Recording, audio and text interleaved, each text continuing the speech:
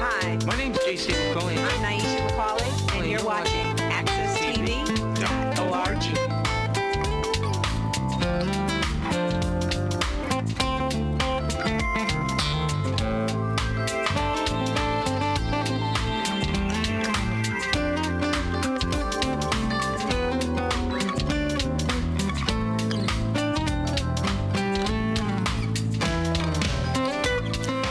Dedicated to the only serious choice, the gospel of Jesus Christ in music and the spoken word. You're watching Light Source Victory Television Live with me, your host, Pastor J. Stan McCauley, inviting you to sit back and relax for the next 55 minutes or so as we continue our journey into the life-changing, life-giving, everlasting word of the Most High God. My friends, it is indeed time for the most important hour of the week, of the day, at least for me. It's time for Bible study. Now, of course, it is my Bible study time that I spend with you. We try to do it twice a week here at AccessTV.org, though we've not been doing so well at that. But we're here every Sunday night, at the very least, from 10 o'clock, until we get done. About 55 minutes, maybe 2 hours or so, as we continue our journey into the life-changing, life-giving, everlasting word of the Most High God. So it's time to get our Bible study on. So let's do the big share. That's the portion of the program where we share the Bible study experience with family, friends, and foes. So let me pull up here the page so that we can share it. So we're going to do a power share here. Now, first I'm going to share with myself right here. Then I'm going to post. All right, now that's posted. Then what I'm going to do is I'm going to jump over here. All right.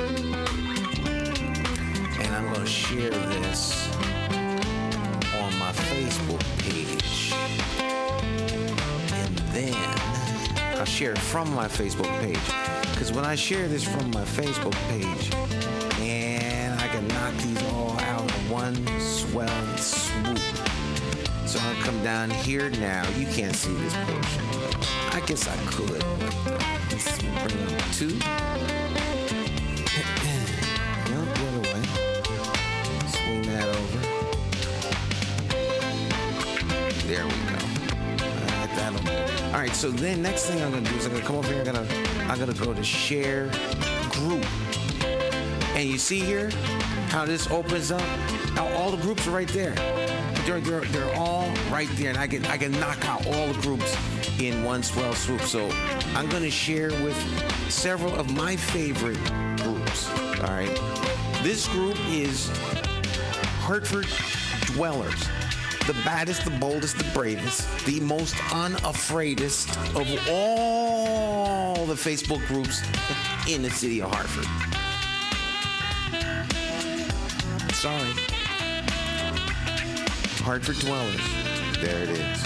I grew up in Hartford, Connecticut. Downtown Hartford Dwellers. Access TV Virtual TV Network Group.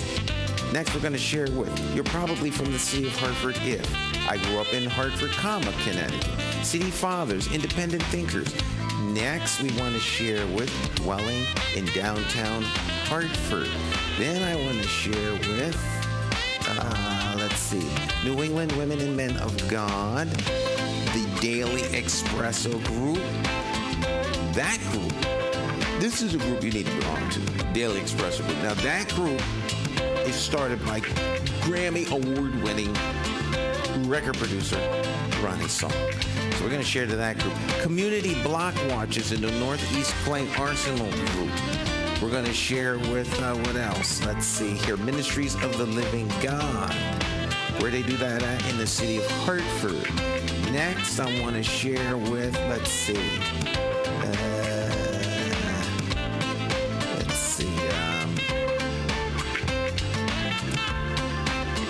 Scroll down here. There's a lot of groups I'm a member of, but only certain groups do I share this program with. Okay, I think that's it. I think we've covered all of the groups. Now, That leaves me with only one more thing to do, and that's a couple of pages I need to share with. I need to share with the Connecticut Black News Network.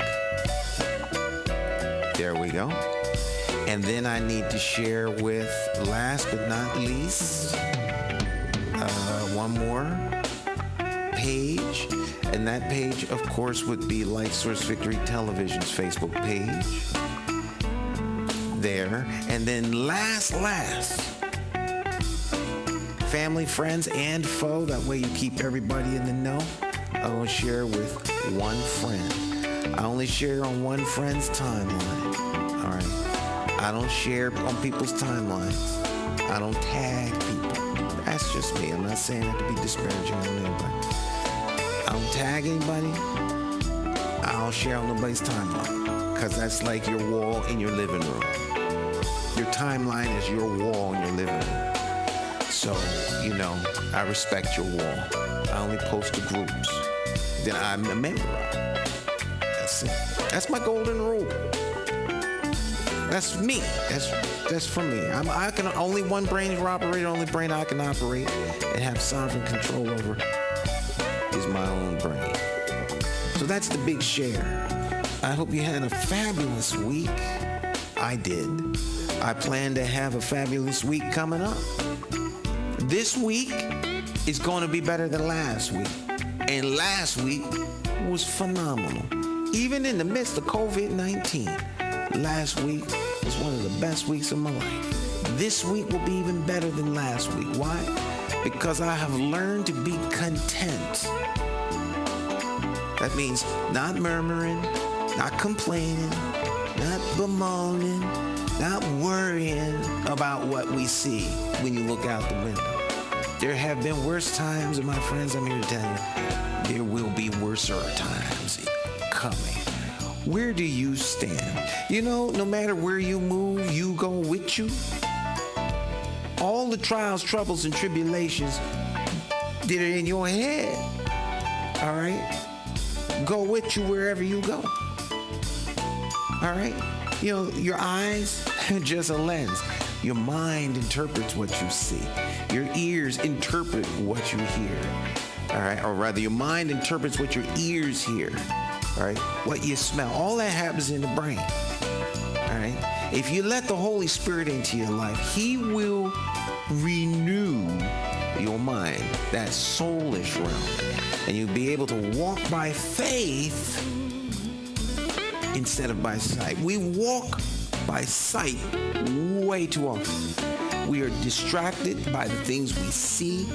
We react to what we hear. We're here, we're there, we're everywhere. Instead of focus, the Bible says, stay your mind, right? Keep your mind on the things above. We walk by faith, not by sight. On your screen, the life-changing, life-giving, everlasting word of the Most High God. We're going to look into Judges here. Judges chapter 7, verse 1. Judges 7 and 1, talk a little bit about Gideon. I want to remind everybody, this is my Bible study time that I spend with you. All right, so I don't have a lesson plan. I just endeavor to grow me. All right, and in the process, I attempt to share the experience with you, and hopefully, you will gain something from it. All right. So let's get started.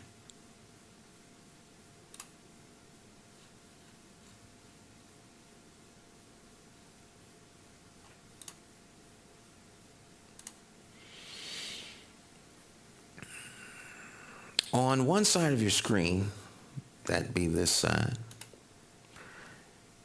is the AV, excuse me, which is the authorized version, On the other side of your screen is the NLT. That'd be this side. And that is the New Living Translation. The New Living Translation is a modern English version, and the AV is the King James Version. For reasons we won't go into the weeds with or about, the online Bible people call the King James Version the AV, or Authorized Version. Okay? But this is the King James Version. I like to read and go a little bit deep with the New Living Translation for the sake of our broadcast, because we speak modern English. We don't speak Old English. And I have found over the last 38 years of doing this that my best Hebrew to English, Greek to English falls way short of the New Living Translations, Greek to English, Hebrew to English, with whatever issues there may be with translation. There are far less issues with their translation than mine. Is it the best translation relative to the original text? Probably not. But it's what I use on this program. I'm just being transparent, let you know up front. You can use that information any way you wish. But I can guarantee you, it's good enough for the purposes that we are going to undertake here at Light Source Victory Television. Okay?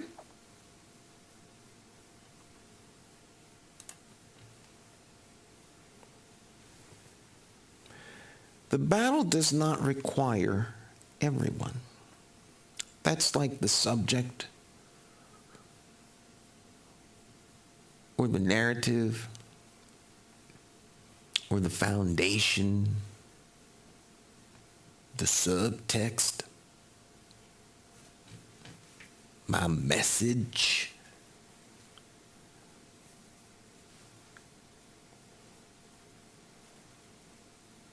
The takeaway that I would like for you to leave the program with. We live in a time when a lot of people are very, very concerned about what's happening. We have civil unrest here in the United States, as well as other places around the world, other countries.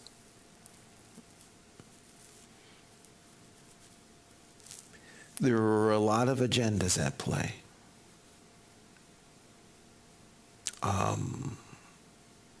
There are political agendas, economic agendas,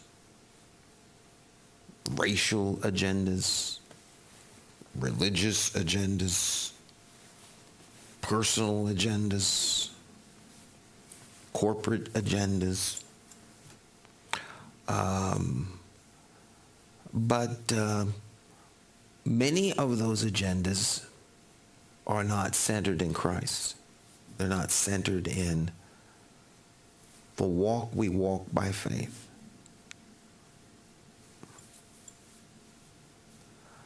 I like to think of it as walking and chewing gum at the same time while drinking a soda. You can actually do all three. They are each independent actions undertaken by your body. Chewing gum, drinking a soda, and walking. You can do all three of them. You don't have to stop chewing gum, put the soda down, and walk. You can actually do both, all three, and even more at the same time. And such, I find that it is also in life. You can be concerned about how your government runs. You could be concerned about the economy. You could be concerned about your job. You could pay attention to the maintenance in your car. You can also go to church, Bible study, and walk by faith. To pay attention to your car does not mean that you're not an individual of faith. And to work on your, engine, make sure it runs right. It's not something that's going to be accomplished on bent knee praying to God. There are some things God actually wants you to do. And they're different than drinking a soda. But you don't have to go into deep prayer to pick the kind of soda off the shelf you want. All right? I mean, I know people who every decision is a theological decision. Every decision requires deep prayer and a modicum of fasting. I know people who every decision is a political decision. They don't make any decision until they sit down and calculate the political ramifications of the decision. Those are extremes. I think God will not be put back if you actually pick toilet paper without praying first. I know some find that offensive. I think it makes a point. Is there anything wrong with praying and seeking the Lord before you pick your toilet paper? Obviously not. Go ahead and pray. No one's ever going to begrudge you because you pray. But, it's almost to utilize the name of God in vain. I mean, you attach no real significance or power to God. He's there to help you pick out your toilet paper. Not the deep things of faith. Not like going out and laying prostrate in front of the COVID center, right? The COVID-19 center, because you have the gift of healing, and you're going to lay out there and you're going to pray that God, everyone that goes into the center will be healed. And you're just going to stand out. You're not going to let anyone know. You're just going to stand out there and pray. That's some heavy lifting. People ain't got time for that, really, Talk. If you watch this program for any length of time, you know how I feel about talk. Talk is cheap unless you're talking about the plan you're getting ready to execute tomorrow morning. All right, it's just talk. People like to talk. People see the problem out there and they start talking about what's wrong and what we need to do to fix it. Well, we need this, we need that, we need this, we need to do that, we need to do this. This needs to have, that needs to have. How come folk ain't doing this? Folk need to do that, this, that, third, right? So the question isn't what are they doing? The question is what are you doing? If we flip the script, then it would be, if I speak in, what am I doing? What am I doing to try to affect change? All right? All right, so what are we doing? What are you actually doing to affect change? Does everyone need to be involved with your change? I think not. I don't think everyone needs to be involved. Not only that, everyone shouldn't be involved. Some people don't have the aptitude to be useful in an undertaking.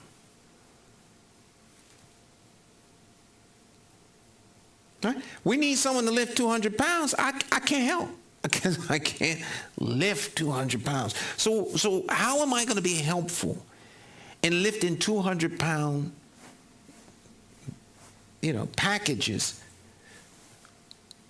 onto the plane? I can't.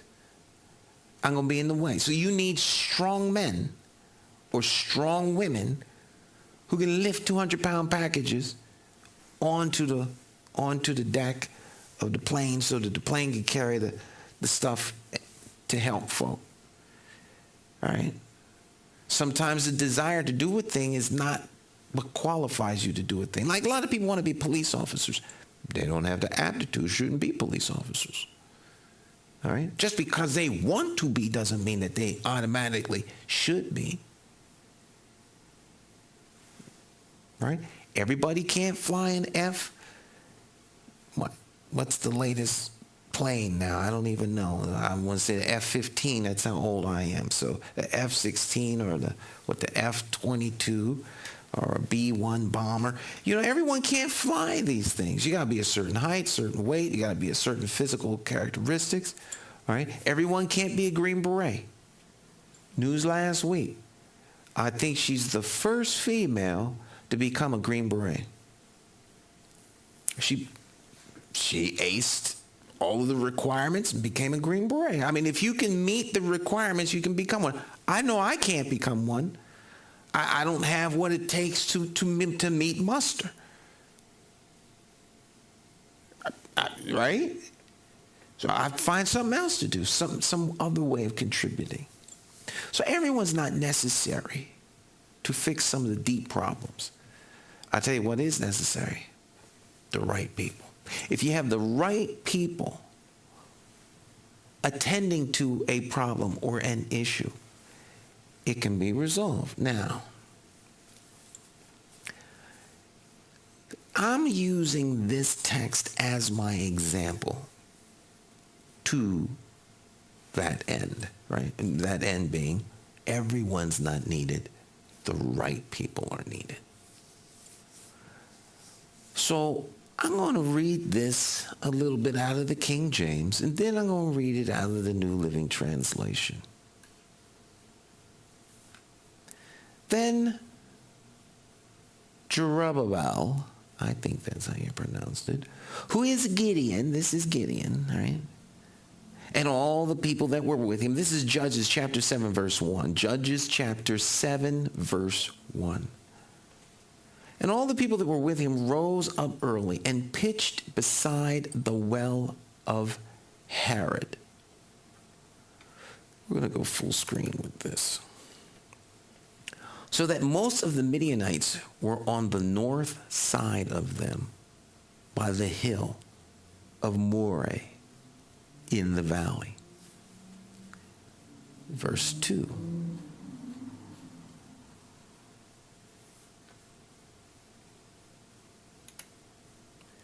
And the Lord said unto Gideon, the people that are with thee are too many for me to give the Midianites into their hands. Lest Israel vaunt itself against me, saying, mine own hand hath saved me.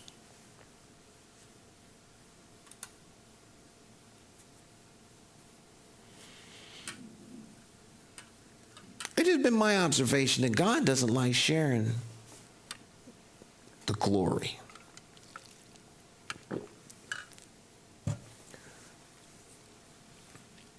You know, not that he doesn't mind sharing the glory. I know that sounds somewhat contradictory, because he allows his glory to shine through you, those of you out there that name the name of Jesus as your Savior, who walk by faith and not by sight.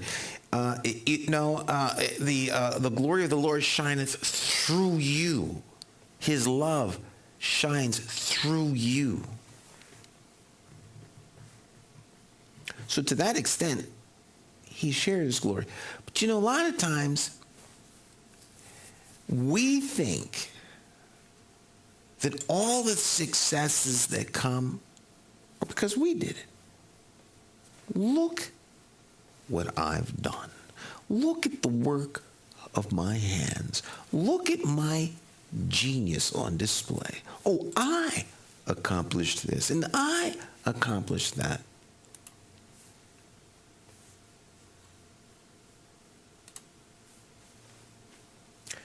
Let's read verse 1 and 2 out of the New Living Translation. This is the modern English version. The Lord said to Gideon, verse 1, top of the screen, verse 1.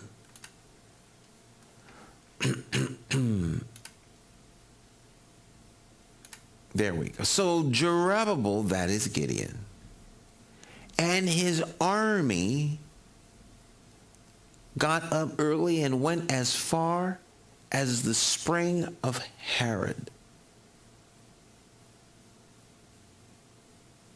The armies of Midian were camped north of them in the valley near the hill of Moreh.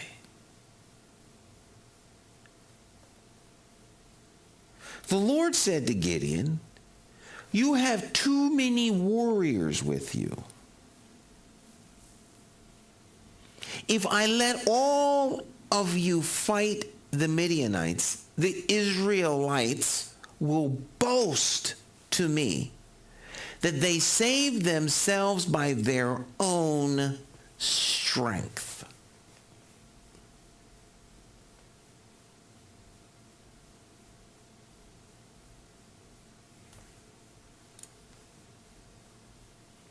See, all too often we want to take credit for the work. It only requires us to be faithful, obedient servants. You know what a servant is? You know what a slave is? All right. A slave is an individual or a thing that does all the labor and gets no reward, glory, or recognition for the work done. Now, your car is a slave. All right. It gets no reward. It's used, abused, and then thrown aside as you, the owner of the vehicle, go out and buy a new one. Whatever sentimental attachment you had to the car is irrelevant. It's just a means by which to accomplish a task, to get you from point A to point B, to haul gravel around and to haul dirt, to take kids to school, to go to the park, whatever it is. You use your car, then when it's no longer of value to you, you throw it away, it gets crushed, melted down into something else. You go on about your business. All right? It is a mechanical slave. Now, human beings, we understand, can be our slaves. Right now in Sudan and in parts of the world, people are sold into slavery every single hour of every single day. Right now. In numbers that would stagger people that so choose to actually care about these things. So a lot of people say they care about this stuff, but they really don't care. They care to the degree that there's an agenda attached to it. They don't dedicate their lives to the eradication of slavery or the return of lands to indigenous people who own everything here in America. You know, it's interesting when people talk about what actually matters. But at the end of the day, what matters is that am I being served the way I want? And not at my expense. See, self becomes center stage in most agenda-driven things. God is not going to share that stage with anybody. You see, faith means putting it in him, not in your work, in him, not in your ability, in him, not in the fanciness of your words or your ability to speak eloquently or to have whatever it is it takes to move the masses. That's not what we're talking about. We're not talking about your grand plan. We're talking about walking by faith. That means trusting in the Lord. Trust in the Lord. See, faith is what it does. It's not what it says. It's not what it articulates. It's not what it writes down. It's an action, right? Faith without an outward manifestation thereof is what? Dead. Faith without works is dead. You say you have faith? Demonstrate that faith by the work. The work demonstrates the faith. All right? You'd never have to say you have faith. It's evident. It becomes self-evident. All right? An example of self-evident faith. If the police were to raid your house right now, tonight, All right. For those of you watching this in a repeat, wherever you are, at whatever time you're watching this, in whatever decade, if the authorities broke down the door of your house to search for proof of your Christianity, of the fact that you believe in the Savior, in the resurrected Christ, would they find condemning evidence?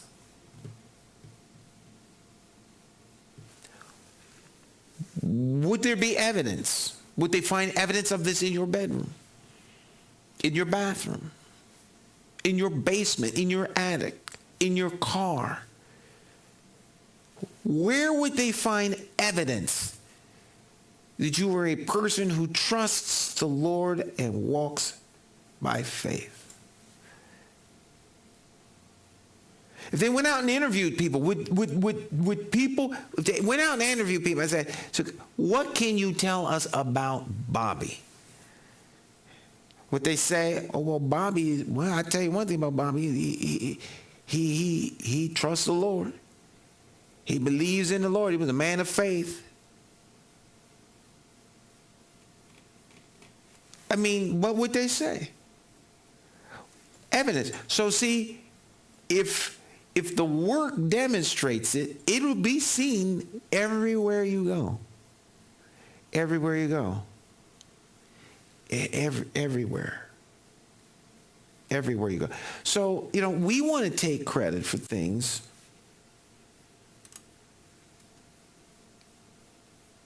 that ultimately rob God of his glory.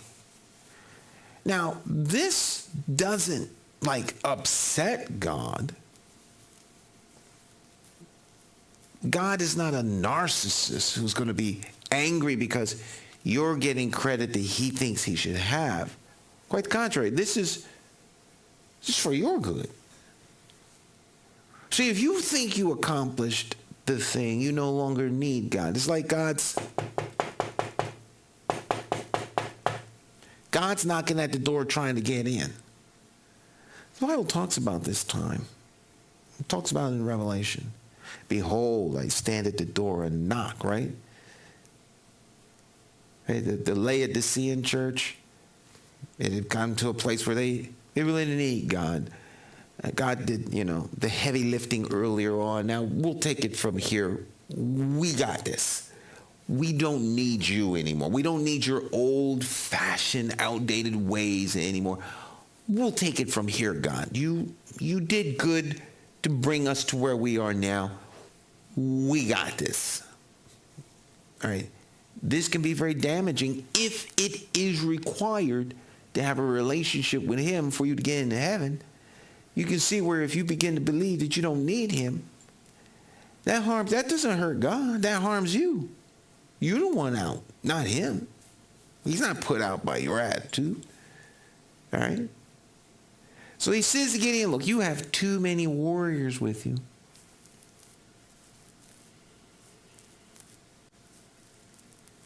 If I let all of you fight the Midianites, the Israelites will boast to me, God, right, that they save themselves by their own strength.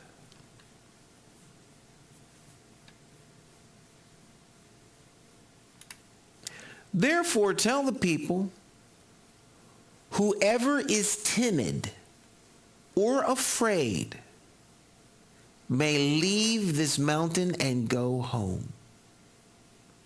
So 22,000 of them went home, leaving only 10,000 who were willing to fight.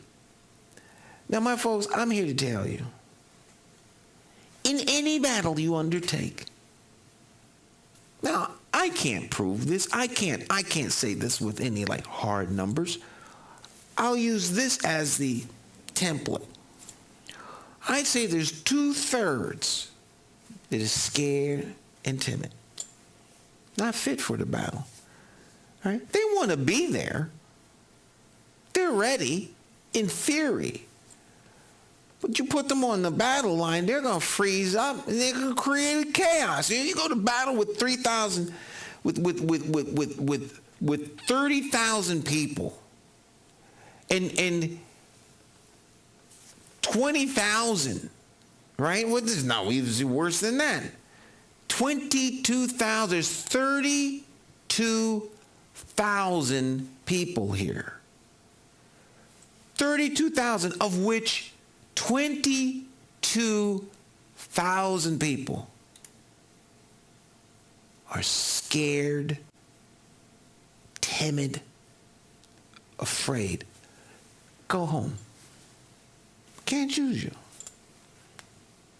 See?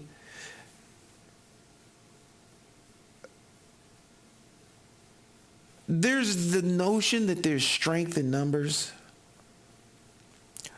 I would submit for your consideration, there's strength in having the right people.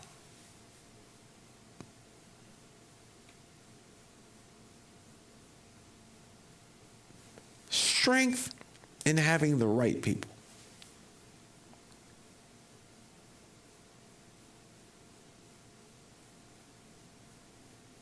The right people, the right team can get the job done. Just because you got 32,000, they were 22,000 people afraid. That's 22,000 people. So you're doing something, there's 3 of you. 2 are working against you. They're working against you because part of your strategy is all 3 of you, and 2 are afraid. So they come up with all kinds of excuses why they can't get it done, why it won't be done, this, that, and the third. Whatever it is, they're not contributing toward the end. They're actually contributing toward your demise. There's 6 of you. 2 of you are willing to do something. The other 4 are hindering. Backbiting, undermining, backstabbing. Oh, they're scared. They anticipate doom.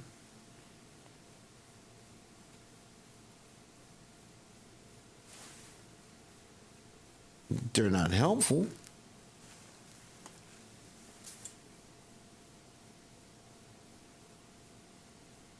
Whoever is timid and afraid, right? Timid or afraid may leave this mountain and go home. 22,000 of them went home, leaving only 10,000 who were willing to fight. But the Lord told Gideon, there are still too many. All right? So with this, we can say without fear of contradiction,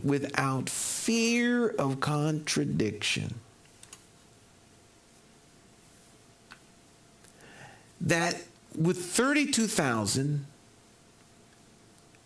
the people would have gloated about how great they were and carried on and said, we did this, we were victorious, God had nothing to do with this, this was our great victory. We could say without fear of contradiction that 10,000 were too many. The attitude still would have been the same, right? So, but the Lord told Gideon, there are still too many, bring them down to the spring, and I will test them to determine who will go with you and who will not. When Gideon took his warriors down to the water, the Lord told him, divide the men into 2 groups. Verse 5, top of the screen. In one group, put all those who cup water in their hands and lap it up with their tongues like dogs. In the other group, put only those who kneel down and drink with their mouths to the stream.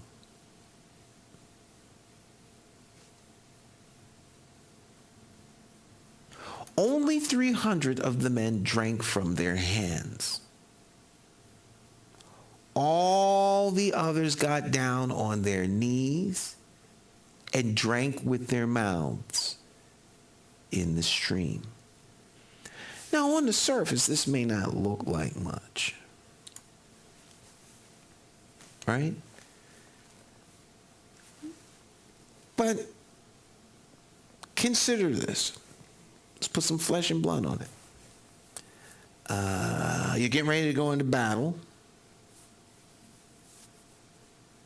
Warriors start off with 32,000 people semi-prepared for battle. They bring their swords, bows, arrows, knives, clubs, whatever tools that they may have, shields, breastplates, whatever. All right? But they're afraid. So you retire 22,000. The other 10,000, they've got all their equipment. You're getting ready to go to battle. It wasn't like, once we get these guys together, then we'll go and make our armor, make the swords. And they had them. Right? The enemy is just north. They're getting ready to go. Now, there's too many to take on, right, the enemy, because they will feel as though they were superior in their strengths and in their skill set. Therefore, they're the reason for their victory, not God. Right? So that one would think that they're ready for battle. Right? I'm taking a long way to make the point, but they are ready for battle. All right? So here you are, shield, right? Your armor, your sword, whatever. And you're going to drink from a stream. Well, what do you have to do with everything? You have to set it down. You have to set it down. You're gonna get on your hands and knees, right? You're gonna get on your hands and knees, and you're gonna drink from the stream, right? The brook is there. There's a stream of water's coming, right? So you get on your hands and knees. You set the sword down. You take the sword off maybe because the sword is dangling, and it's kind of hard to kneel down on your hands and knees with the sword poking into the ground. So you unsheath your sword, or you take the whole thing off and set it to the side. Helmet, you take the helmet off and set it to the side, right? And you get down and you start lapping up the water. It's hard to drink water in the stream with your face in it, right? And the helmet on. So you're on your hands and knees, like this, looking down. That's not a good position to be in if you're, in a battle. The other 300, right? What do? They cup their hands, they lap the water up, drink like that, right? Right? They don't take off any armor. They're aware of their presence, focused on the mission at hand, which is the battle. Right? They're going into battle. The first group was scared, timid. The second group, unprepared. They're a tactical disadvantage. They're unprepared, they're unsettled, they're not ready. They're not ready for prime time. They think they are, but they're not ready for prime time. Okay? They're just not ready. 300 were. 300 were ready. 300 were aware. They kept looking. 300 had the attitude that, this is serious and we're going to prepare to go into battle. The Lord told Gideon, with these 300 men will I rescue you and give you victory over the Midianites. Send all the others home.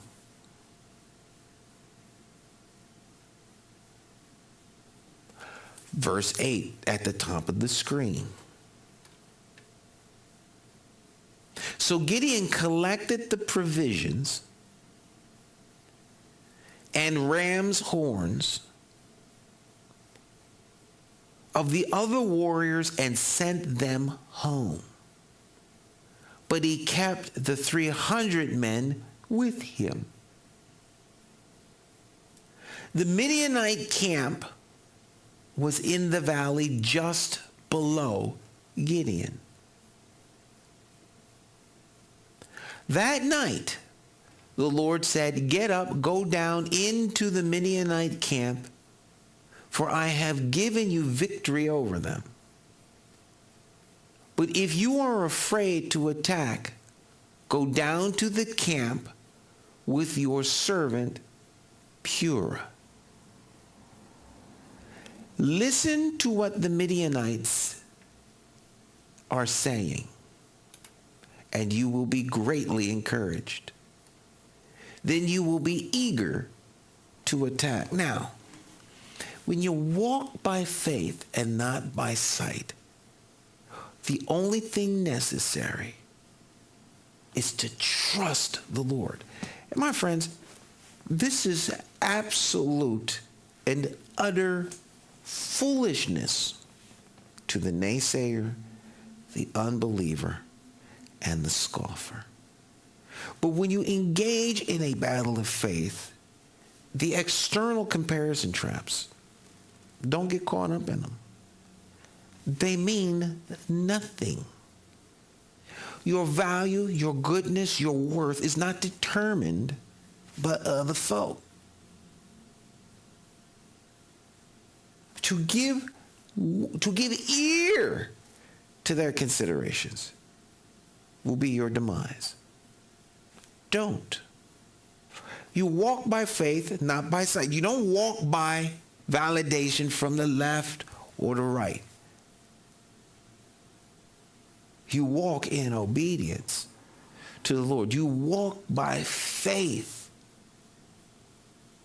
in the Lord. Now, God says to Gideon, you've already won. When the Lord fights your battles, the victory is there before you start.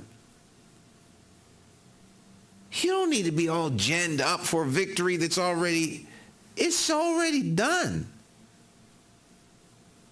It's done. It's sort of like a fixed election. Well, if the election is fixed, you think the candidate is worried about losing? Of course not. Well, the trial, the tribulation, and the trouble will come when they don't win. Because the fix was it. If you're in a boxing match, right? If the boxing match is fixed, it was fixed before the fight started. If the race is fixed, the horse race, if the outcome of the football game has already been predetermined before the game started, then there's no way that the winning team was ever going to lose. Because the fix is in. Do you understand what that means? You could get upset. You could get angry. You could get all kinds of things, but the fix is in. Now, for those of us who walk by faith and not by sight, who understand that we are more than conquerors through Christ Jesus that strengtheneth us, if God is with you, if you walk by faith, not by sight, if greater is he that is in you than he that is in the world, and the victory is already yours, then you need to act like it all the time, not sometimes. God's not sometime. Why should you expect that he's going to demonstrate himself or manifest himself in a sometimey way?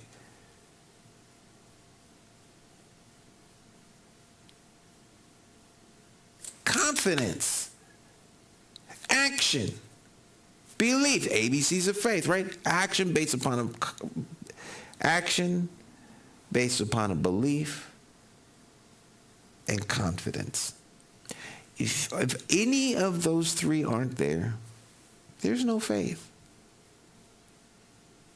And without faith, it's impossible to please God.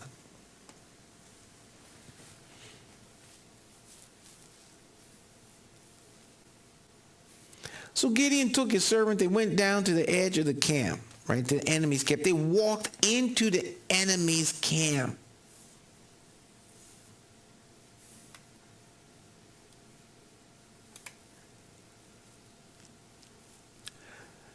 The armies of Midian,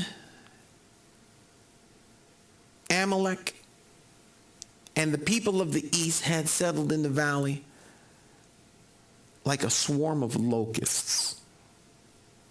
Their camels were like grains of sand on the seashore, too many to count. Gideon crept up just as a man was telling his companion about a dream. The man said, I had this dream, and in my dream, a loaf of barley bread came tumbling down into the Midianite camp. It hit a tent, turned it over, and knocked it flat.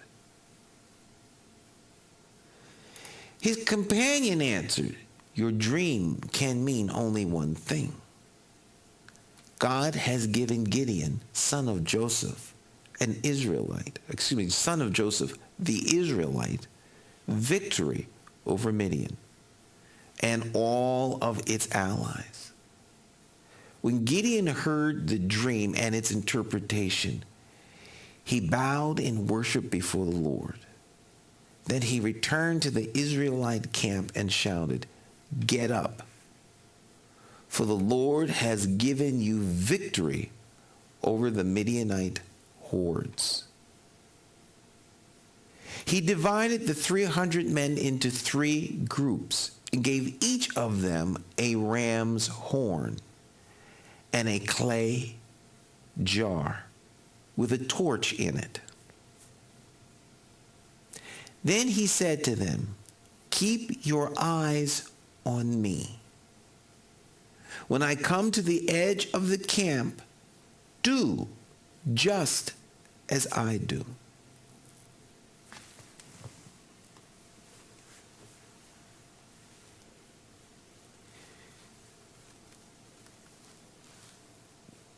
Keep your eyes on me. Do as I do.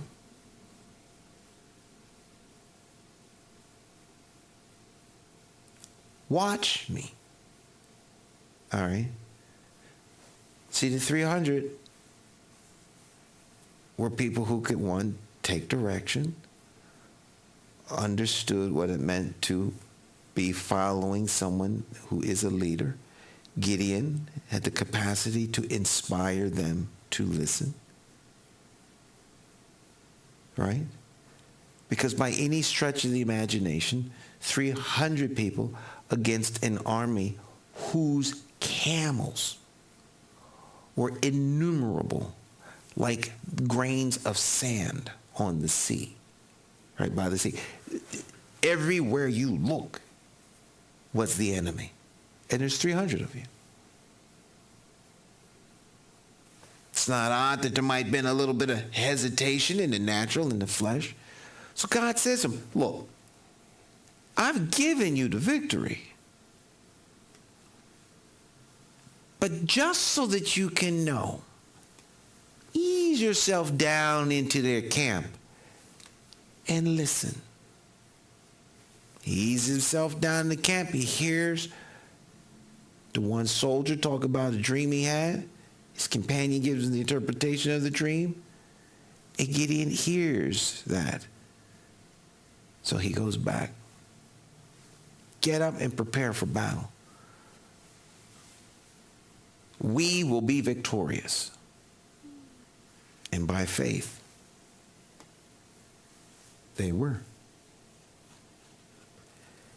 As soon as I and those with me blow the ram's horn, blow your horns as well, or 2. All around the camp, and shout, for the Lord and for Gideon. That's the command, right? For the Lord and for Gideon.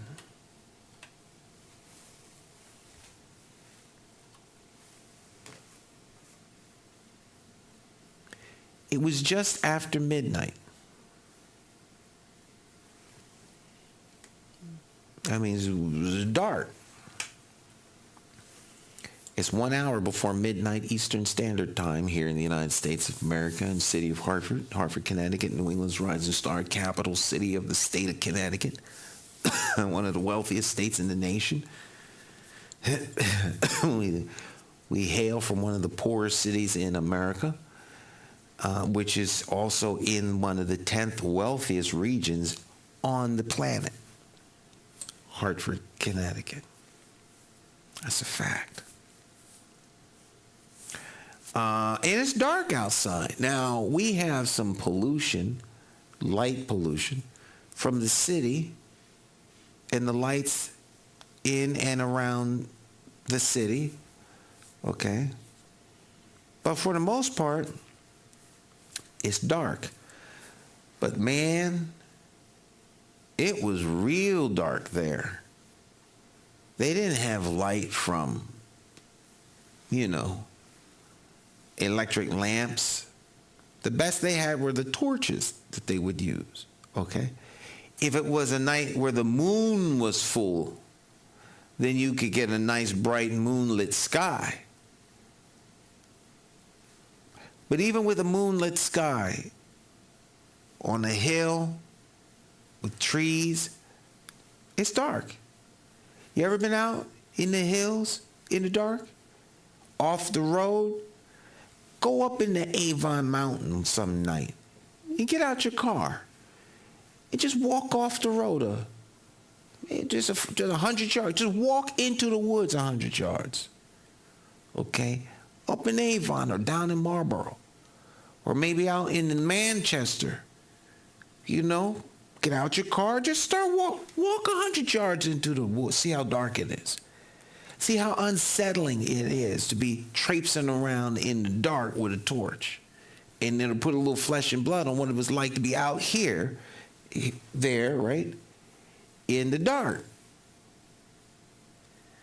Okay? So, here they are in the dark just after midnight. After the changing of the guard, when Gideon and the 100 men with him reached the edge of the Midianite camp, suddenly they blew the ram's horns and broke their clay jars. All right? Verse 19 at the top of the screen. You're watching Light Source Victory Television live, and we're talking about everyone is not necessary, right? Just the right people. And we're in Judges chapter 7, verse 19.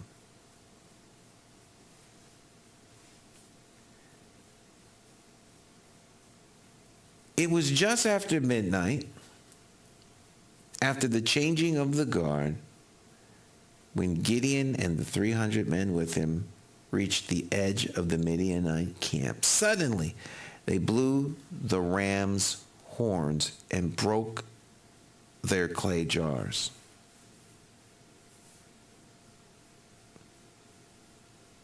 Then all three groups blew their horns and broke their clay jars.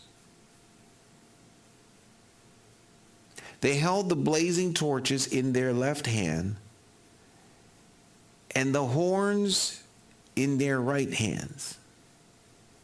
And they all shouted, "The sword of the Lord and for Gideon." Right? A sword for the Lord and for Gideon. Each man stood at his position around the camp.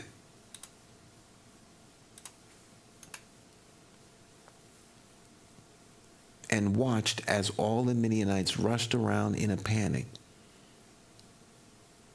shouting as they ran to escape. Now,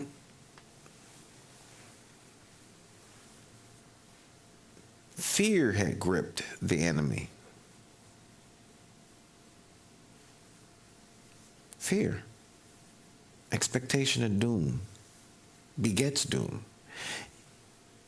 They were running around in confusion, afraid, and they start to kill each other. See, Gideon's army, each one in Gideon's army fought the whole battle as the battle were on them and them alone. Right? Like each soldier had to do his part. No one could drop the ball. Everybody had to do their part in order for the victory to be achieved. God used each of them as each of them focused on the task in hand. They walked by faith, not by sight. They took direction, they worked together, and they accomplished the task in hand. Didn't take 32,000, didn't take 10,000. It took 300. God is able to do exceedingly abundantly above and beyond anything that you can expect, if you'll do your part and just be faithful. That's all you have to do. All you have to do is just be faithful. To walk by faith and not by sight, and trust the Lord. That's it. That's all you have to do, my friends. The Bible says, no weapon formed against you shall prosper. That's either real or it isn't. Now, I'm not telling you to go out in the middle of the street and stand and hold your hand up to somebody shooting a gun at you.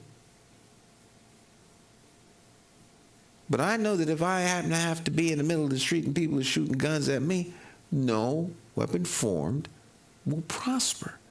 Now, either that's real or it isn't. But if you're going to walk by faith and not by sight, you better act like it's real until you find out it isn't.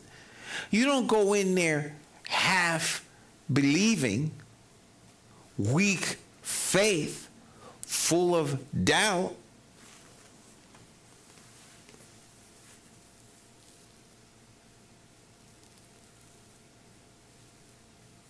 When the 300 Israelites blew their ram's horns, the Lord caused the warriors in the camp to fight against each other with their swords.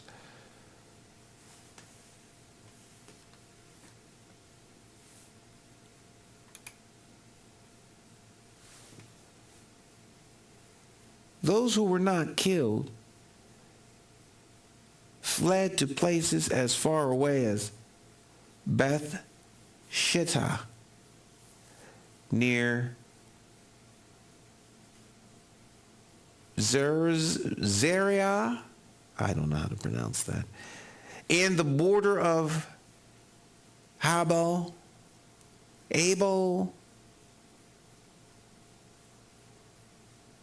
Mihala, I don't know, near Tabith.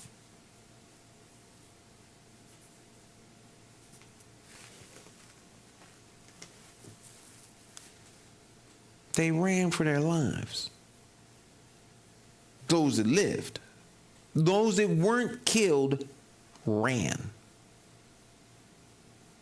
They ran.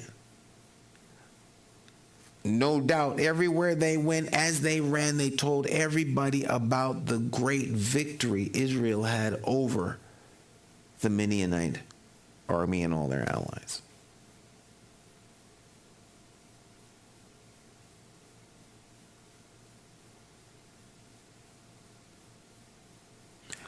The Lord led the battle. The Lord fought their battle.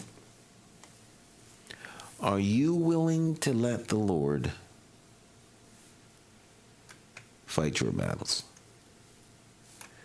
Are you willing to walk by faith and not by sight? Are you willing to trust God in every undertaking, knowing that the victory is already yours because you're walking by faith and not by sight. There's a saying that the desire is the confirmation, the destination is there. God wouldn't put it in your spirit if it wouldn't go anywhere. The songwriter Carmen penned those words in one of his songs. The desire is the confirmation that the destination is there. God wouldn't put it in your spirit if it wouldn't go anywhere. Are you willing to walk by faith and not by sight? Are you willing to trust God in everything you do? My faith. Don't be distracted by the news. Don't be distracted by the things you see to the left, to the right. Don't give up your faith. Don't give up on God because you see lunacy happening out there in other arenas. Those things are no different than the weather. The weather changes some days you have nice weather, other days it's rainy. If it's raining, you put on your raincoat, take an umbrella, and you venture out, right? On a sunny day, you don't need that kind of a protection. So you enjoy the day. My friends, if there's social upheaval, if there's things happening to the left and the right of you, it should be no different than the weather as it pertains to your faith. God is still in control, he's still in charge, and he does great things with very, very little. But the thing that you need most is your faith in his ability to do what he says he's going to do. Walk by faith, my friends, not by sight.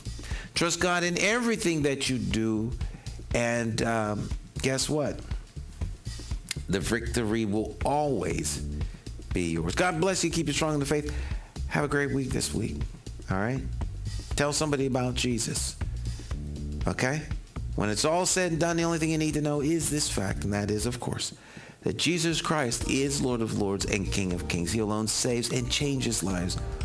Won't you call on his name today and allow him to be the Lord of your life? God bless you. We'll see you here next Sunday. Have a great week.